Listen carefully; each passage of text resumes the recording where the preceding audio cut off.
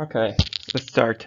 Hello everyone and welcome back to our webinar series. I am Thomas Marchioro from Forth, and today I will be talking to you about the topic that I studied during my time in the RAIS project, and this topic is the privacy of wearable data. This was a particularly interesting topic to me, and I hope it will be as interesting also for all of you. In particular, in this webinar, I will discuss how one can collect wearable data in a safe manner using differentially private crowdsourcing. And actually, these words might not mean a lot to you, but I will try to clarify their meaning throughout the presentation and to explain thoroughly why this is an important topic. So first clarification here. When I say wearable data, I mean data that is collected by wearable fitness trackers. For example, smartbands and smartwatches. And I'm sure that most of you are familiar with devices like Fitbit Versa or Xiaomi Mi Band or other commercial devices of this kind. And if you are familiar with them, you probably know that these devices record and collect a large amount of data, including, for example, how many steps you take, how many calories you burn, or how fast your heart beats, or again, how many hours have you slept. Um, so now we're talking about all this information, but I'm already hearing you asking, why would I even care if someone gets my smartwatch data? So they learn how many steps or how many calories have I burned, big deal. Well, this is a sensible question, and whether you care or not about the privacy of your wearable data is ultimately up to you. However, in my experience, most people tend to underestimate what kind of information can be learned by inspecting wearable data. So let me give you an example. So suppose that I know this person here, and let's call this person Bob. I know that Bob on a certain day was supposed to stay home all day, and I think that Bob actually stays home all day, but then at night I see his overall step count, and I see that Bob took over 20,000 steps. And the day after, I somehow managed to see also his sleep data, and I see that he slept around 4 hours that night. So what can I conclude with that? Probably I can conclude that Bob went somewhere at night. I'm not sure of that, but this data gives me a strong hint that something happened that night, that Bob went somewhere. And if I have some more additional sources of information, I may learn precisely where Bob went and what he did. So it's not really about the number of steps per se, but it is about combining this number with other pieces of information to glean some more sensitive insights. Something about their daily activity. And this was actually done just by using one single record from one single day.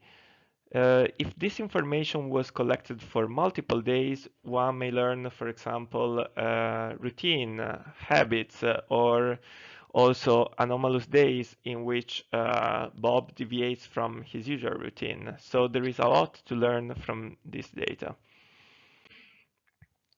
However, wearable data are not just a mean to stalk people, they're also a valuable tool in health and fitness research. Currently, in Fitbit publication library, so in counting only studies that rely on Fitbit devices, we have around 1,500 items.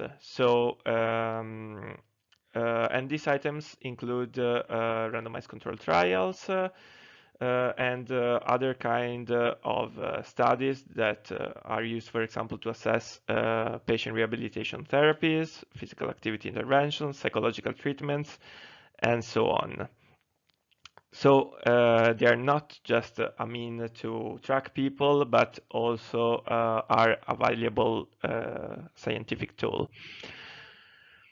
And this is roughly the procedure that is used to collect a data set of wearable data. Typically, there is an analyst who is in charge of the collection and of the disclosure of this data, and also of sort of like making an experiment and drawing the conclusions of this experiment. So this analyst gathers a bunch of people and distributes a device to them. And these people are monitored for a fixed amount of time, for a week, for a month, for many months. And at the end of this experiment, their data are collected and stored in a big single data set. And this is typically how one of these data sets looks like. Typically, there are two types of information. There are the demographic information that are used to determine what kind of population has been studied, how many the gender distribution, the age distribution, this kind of information, and also the daily or hourly records. So many entries, a time series of entries that says how many steps, how many calories, how much distance each user has taken on a day or on a certain time.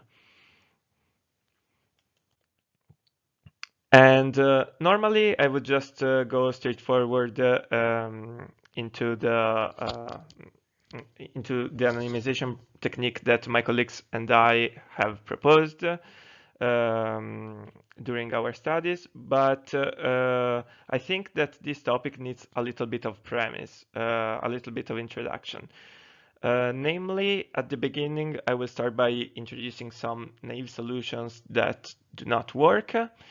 And I will also introduce some attacks that demonstrate that these solutions don't work. Okay, so let's see some naive ideas that may seem sensible at the first glance, but that actually don't work.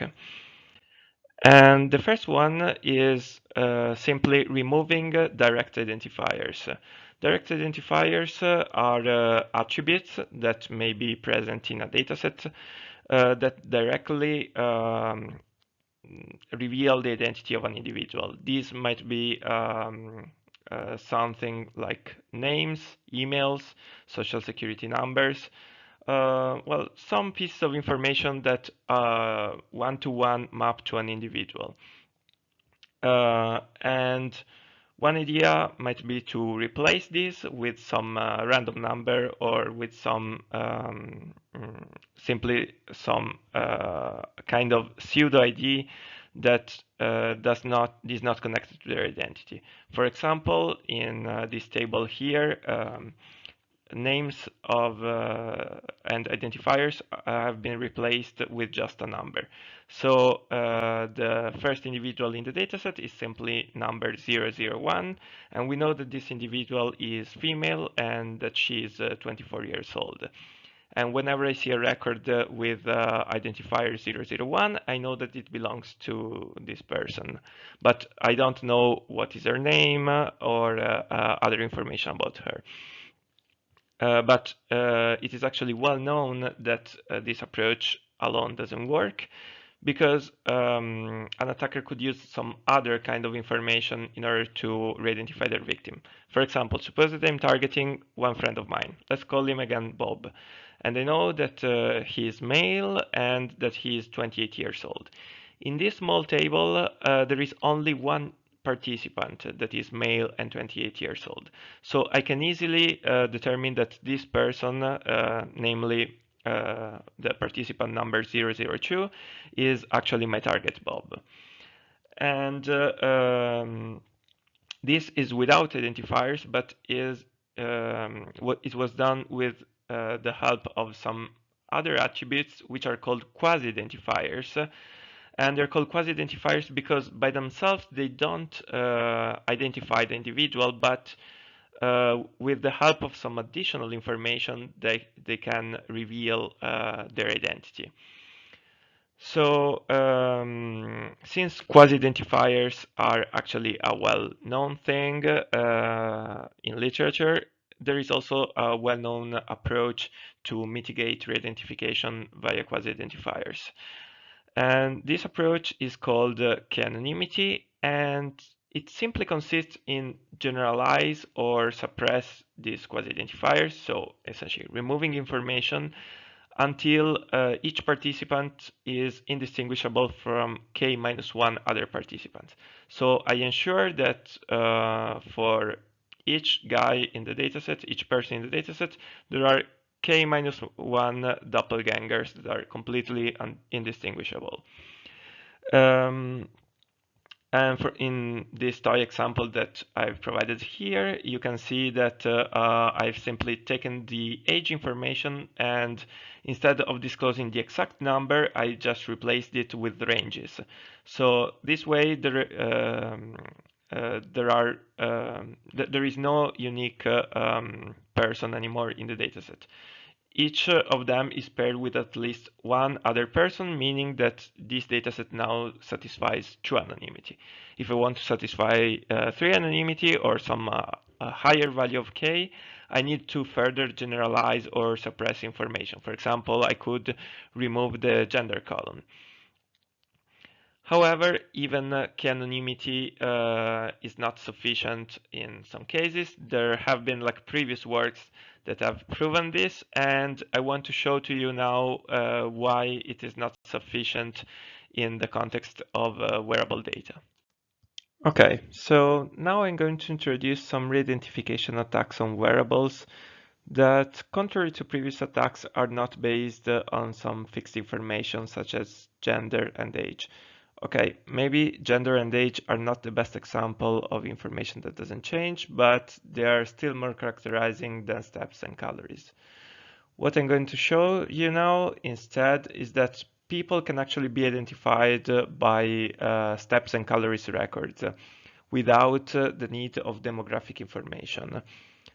These that I'm going to show you are novel attacks that have been introduced by my colleagues and I with multiple research works. Here I will show you one that is particularly representative, in my opinion, but I will link all the others in the description.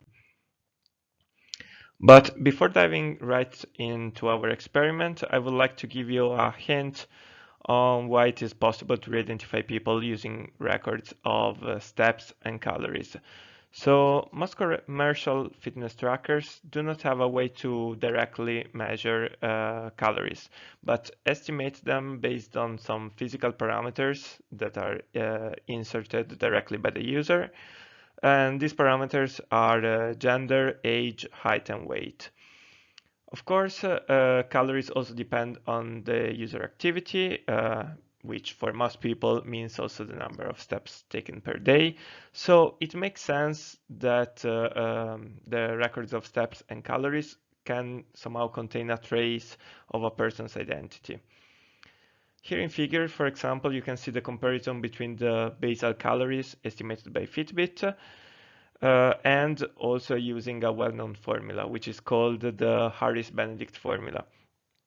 This formula estimates the basal calories, meaning the calories that do not involve any activity, using a linear combination of gender, age, height, and weight. What we did is that we compared this formula with calories measured by a group of users at night because they needed to not have any activity, and we found out that the values are very close to each other. Okay, and the actual threat model that we investigate now instead is as follows. This was to test whether someone can systematically retrieve or re-identify people within public datasets where all the quasi-identifiers were removed. So we consider a public dataset with only wearable data, only records, and this dataset has n participants, contains n participants. All personal information has been removed, so gender, height, weight, age, whatever, all of this has been removed.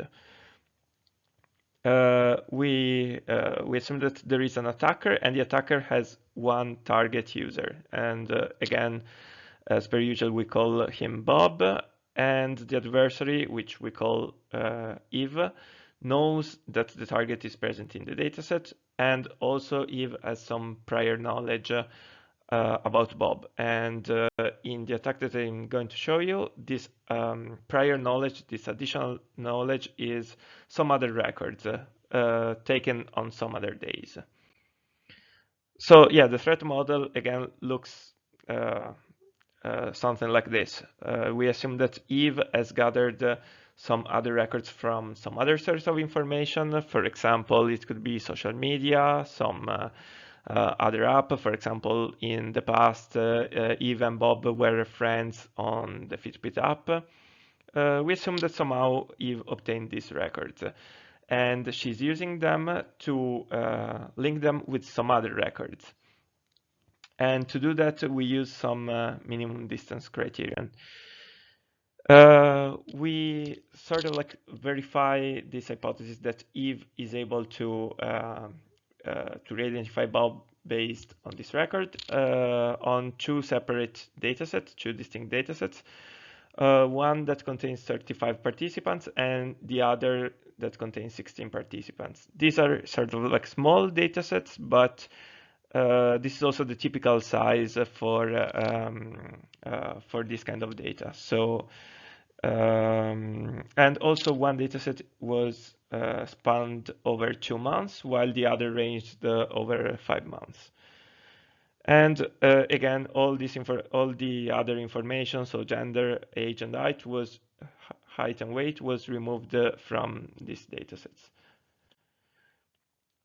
So the experiment that we did in order to verify our hypothesis, that is that steps and calories can re-identify individuals, we ran the following experiment. This is called like a Monte Carlo analysis, and Monte Carlo essentially means that this experiment involves randomness, involves randomly sampling participants from the dataset. So we repeated the following process for 1,000 iterations. We sampled a number n of participants. We choose one target among these n participants, and then we use like half of the records from all of them to simulate the public dataset, and the other half to simulate the additional records that have been collected by the attacker, only for the target user, for the target participant. In order to determine which one of the n users in the public dataset is the actual target, we used a combination of a minimum distance criterion and a majority rule, meaning that for each record we linked it for each record of the target, we linked it to the closest user in the dataset, and then we choose the final user that has been linked most of the times. And to measure the success rate of this experiment, we just divided the number of correct guesses over the total number of guesses, which is 1,000. So these are the results that we have obtained in our two datasets. These are public datasets. We haven't collected them ourselves. And essentially what you can see is that the dashed line in these plots represents the probability of success for the attacker if she guesses the target at random. So for example, if there are 6 users in the dataset, the random guessing would yield a probability of 1/6. But you can see that in both cases, for both datasets, in practice, the success rate of this attack is much higher than random guessing, meaning that our hypothesis is confirmed, and wearable data somehow contain a trace of people's identity. However, our lab at Forth was not the only one caring about privacy of wearable data. Many people actually worked on a privacy solution for wearables, and beside anonymization, many solutions have been proposed in literature, and some of them, for example, involve processing the data encrypted, such as homomorphic encryption, or other works have suggested to use the original records to produce synthetic data that roughly follow the same distribution as the original one. However, there is a main problem that is shared by all of these solutions. And the main problem is that in these solutions, data are collected in a centralized manner, and there is a trusted curator that is in charge of the data anonymization process. And there are a lot of things that can go wrong with this approach.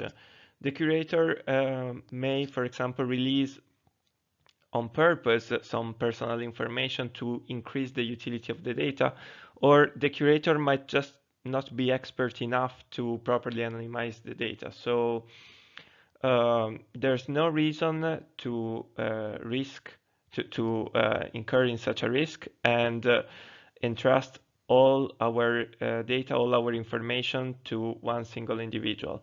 A better idea is to make this data collection process safe by design, meaning that the data are not sanitized or anonymized by a curator, but directly by the users who share them. And now we can finally move to our solution, which is crowdsourcing with differential privacy. And this applies precisely this idea. So the idea is that somehow we should enable users to locally take care of their data so that whatever information they disclose is not sensitive and cannot accidentally leak some unwanted information. And this type of crowdsourcing is based on the concept of differential privacy. Differential privacy is another concept that needs to be properly introduced, and it might be a little bit complex for someone who hears it for the first time. So one thing that I would like all of you to keep in mind is actually a very simple concept, meaning that differential privacy means data perturbed with noise. And this in turn means that you are disclosing false data. Essentially, when you're talking about differential privacy, you are talking about randomizing your data and essentially getting some new data that are not the original one and disclose this information instead of the original one. And now the question would be, why would you disclose false data? What can you do with false data? Well, sometimes false data can be useful, but you need to prove it. You need to find some real application where you prove that your false release data still allows you to gain some useful information, and you need a real application to test this. The problem of many works that try to assess the quality of synthetic data or of differentially private data is that they typically use generic metrics. For example, they choose the approach that yields the least amount of error per record, or that maximizes the mutual information between records. These are not necessarily good metrics. You need to find like a real application, something that practitioners actually use, and this is what we did.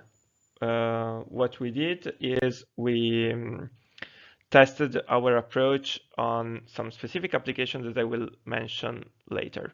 But before doing that, I would like to first give you a main idea of how local differential privacy works. Sorry, I always talked about differential privacy, but specifically when a user applies differential privacy locally on a single record, that is called local differential privacy.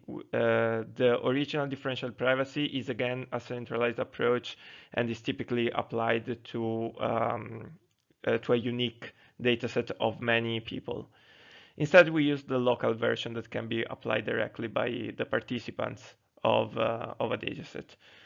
And the main idea is that people, before disclosing their data, they should randomize them into a set of predefined values.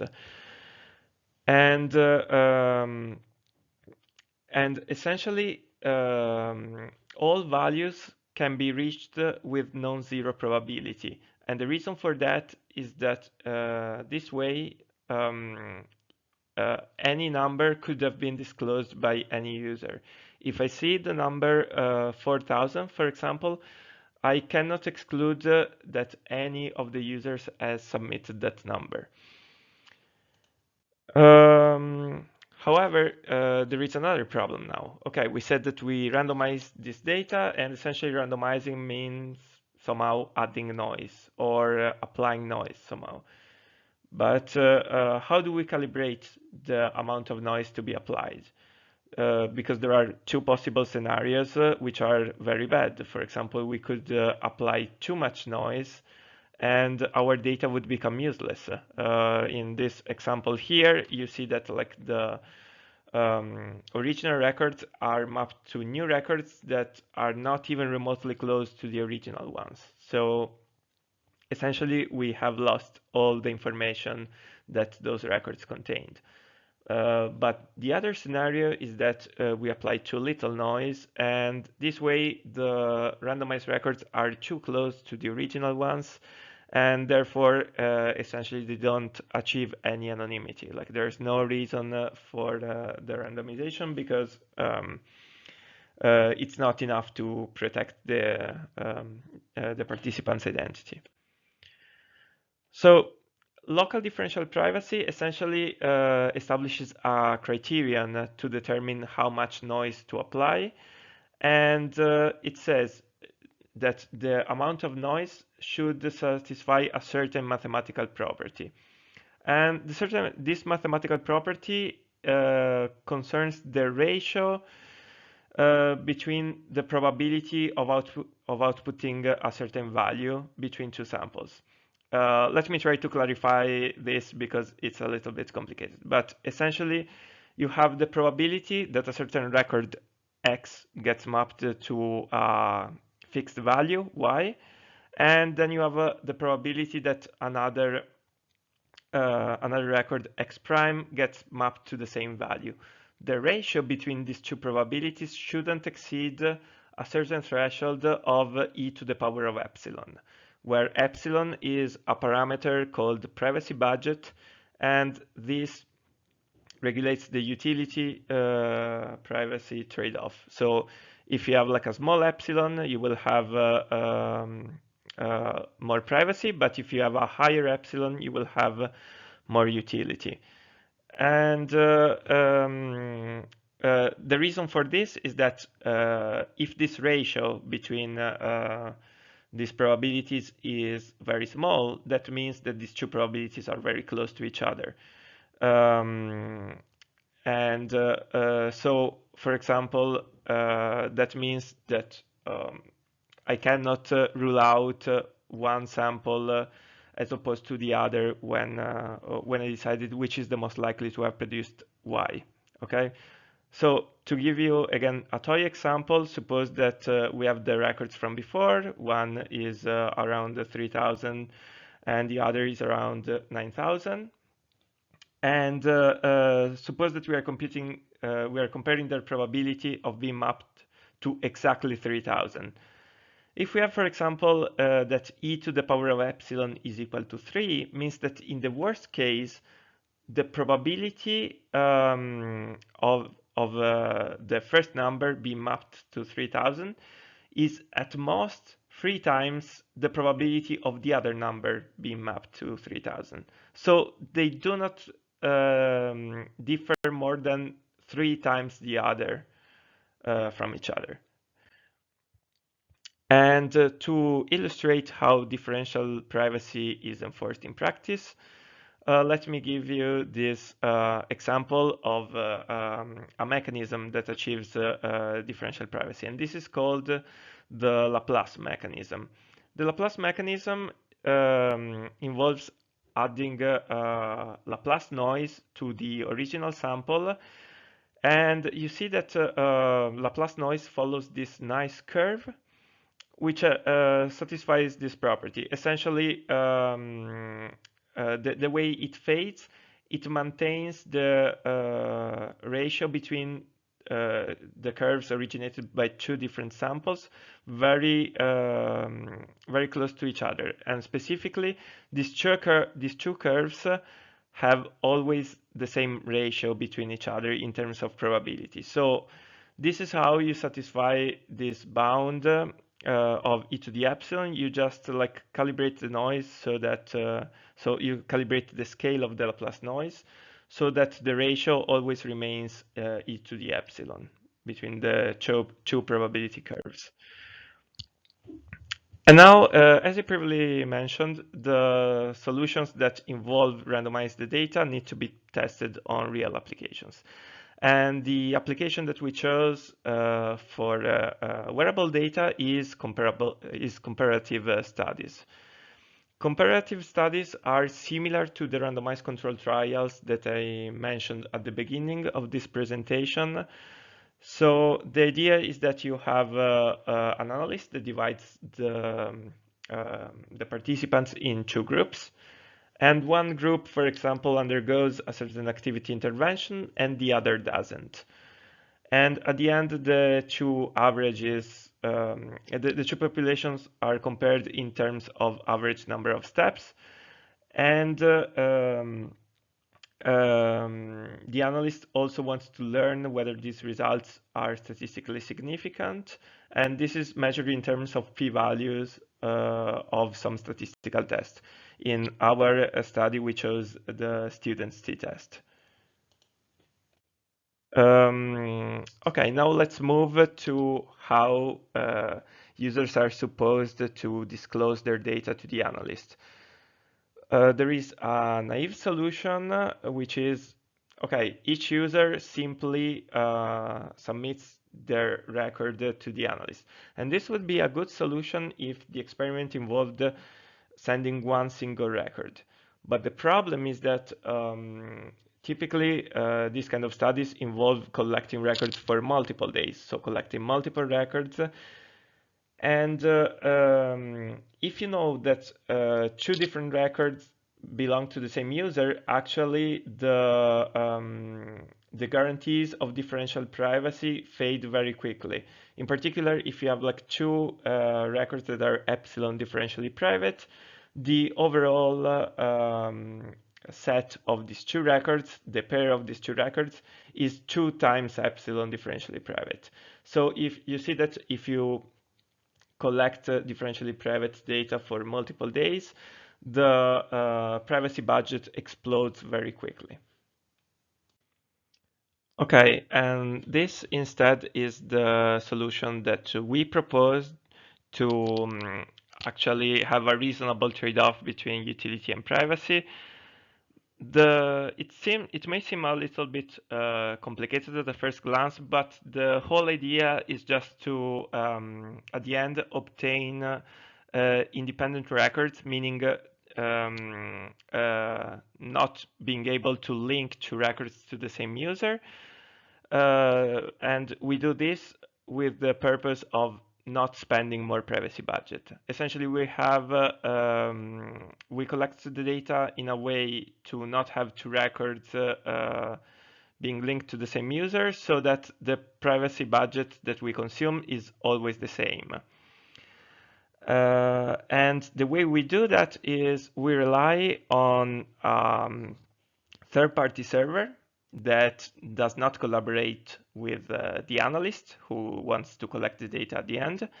And the data are sent encrypted to this server, and the only purpose of this server is to forward the data to the analysts, but to not tell to the analysts which user submitted the data. So the analyst only receives the record at the end and doesn't know which user has submitted this record. And this server actually replaces the user ID with a randomized ID. And the only purpose of this randomized ID is that if the collection involves a reward, the analyst is still able to reward the user by sending the reward and the randomized ID to the server that forwards it to the original user. Okay, and beside this design, we tested the impact of local differential privacy on both the utility and privacy of the data. And the first thing that we mentioned is the average error. Actually, to be more precise, it's not the average error, but it's the error on the average number of steps, which is what we wanted to measure in this comparative studies, if you remember the previous slide. So essentially this is measured by just the root mean square error, and the lower is the root mean square error, or RMSE, the higher is the utility of the data. And as expected, the higher the value of epsilon, the lower is the error on the average number of steps. And we used two mechanisms. One is the Laplace mechanism that I showed before, and the other is the piecewise mechanism that I will not illustrate in this presentation, but also achieves differential privacy. And you can see that when we reach a value of epsilon between 4 and 8, we already have like an error below 1,000 steps. And depending on the application, this could or could not be like a reasonable amount of error to allow in the final value. So if we are okay with having like on average like 1,000 steps of error, 4 could be a good choice of privacy budget. And also we measured like how the a varying number of users affects the error. In particular, you can see that unsurprisingly, the more users you manage to recruit for your experiment, the better it is, not only from the perspective of the generalization of your results, but also in terms of error. The more users you have, the less error you will have on your results.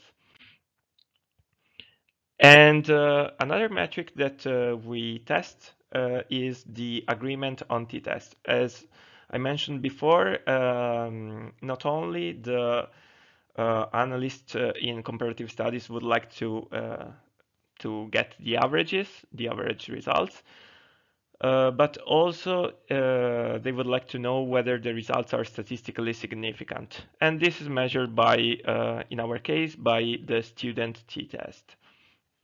The student t-test yields a value which is called the p-value, and this value is compared to a threshold. Typically, if the p-value is lower than this threshold, a typical value of this threshold is 0.05. And if p is lower than that, the results are considered statistically significant, whereas if it is higher, they are not considered significant. And what we found out is that, for values of epsilon between 4 and 16, we have like an agreement which is very close to 90%. And also we distinguish between two types of agreement. And we consider the case where we accidentally predict significance where the results are not significant, and the other way around. And what we found out is that it is much more likely that we get the following error. We get the error in which a result that is statistically significant is mapped to insignificant. So we essentially lose the significance of our result. And this is due to the fact that this noise essentially increases the variance of the data. But the good news is that essentially the other way around doesn't happen so much. It almost never happens that results that are insignificant get mapped to significant. And this is actually good because we wouldn't want to risk that an intervention which actually doesn't affect really affect the participants gets predicted as impactful to their results, to their activity. Okay, and that was it for the utility. And also we measured privacy, not only in terms of epsilon, which provides the theoretical guarantees for differential privacy, but also with a practical attack. Because epsilon typically provides a very pessimistic prediction of the privacy guarantees that are achieved in practice. This was also verified by many other works beside ours. And for this reason, we tested a specific attack, which is essentially like a linking attack, very similar to the one that I described at the beginning, but in a sense more threatening. We gave even more power to the attacker in this attack so that it can sort of constitute a bound to the probability of success for an attacker. In this attack, we assume that the attacker has access to the original sample from one target user. And so that means that they already have all the information that they need. This attack is just to give a measure, to give an upper bound to the probability of success for an attacker that has any kind of additional information. And so the attacker simply compares the original sample, the original record, to all the records that are present in the dataset, and these records are all randomized with differential privacy. And again, we use like a minimum distance criterion because it's the best you can do essentially. And what we obtained is that for sure, we obtain much better results compared to not anonymizing the records. If the records were not anonymized, the probability of success of this attack would be very close to 100%. Instead, you can see that randomizing the records with differential privacy, we get very low probability for any value of epsilon, which is below 16, essentially.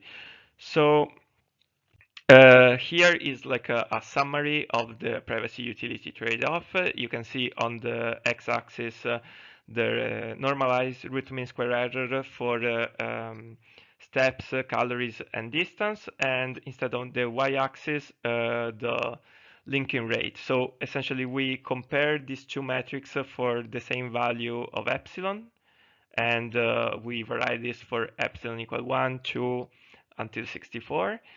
And you can see that the best trade-off is in the region between epsilon equal to 4 and epsilon equal to 8. And actually this is like a good trade-off because the linking rate is maintained below 0.2 and the error is around, well, less than 10% essentially, which is also good. Okay, so to summarize, the takeaways of this presentation are that wearable data carry both identifying and personal information, and centralized solutions require expertise and also rely on a trusted curator. So typically they're not applicable and they're not desirable. So to replace these kind of solutions, we proposed a decentralized approach to anonymization of wearable data that relies on local differential privacy. And this concludes this presentation. I thank you very much for your attention. And if you have any question, feel free to email me. And also, if you're interested in this topic, please, you can find our works, the links to our papers in the description. Thank you again.